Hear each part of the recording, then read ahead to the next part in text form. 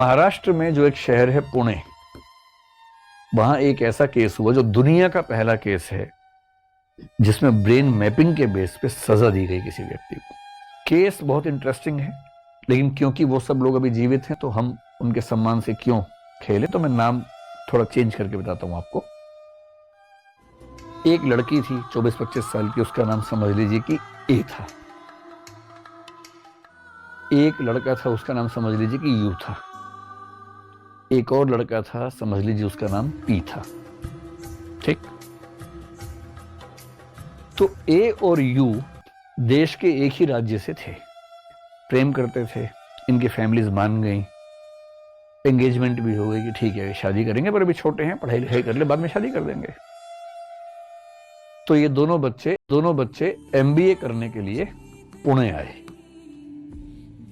ये जो mister P हैं ये भी एमबीए करने के लिए पुणे आए। जो मिस ए हैं कहते हैं कि इनको धीरे धीरे लगा कि नहीं, मेरे लिए सही जीवन साथी मिस्टर पी होंगे, यू नहीं होंगे।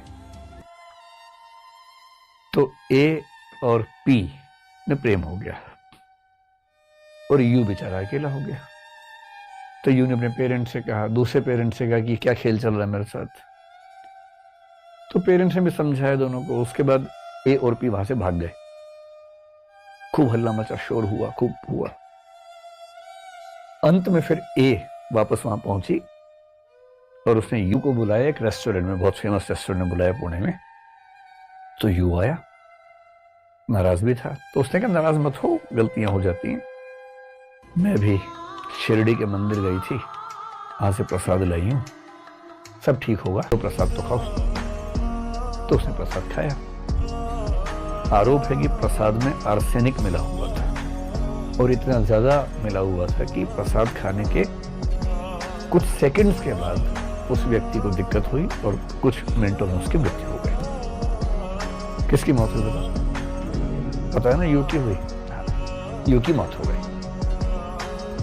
जो यू मरा था उसके पेरेंट्स ने आरोप लगाया ए पे, पूरी कहानी बताई पुलिस को।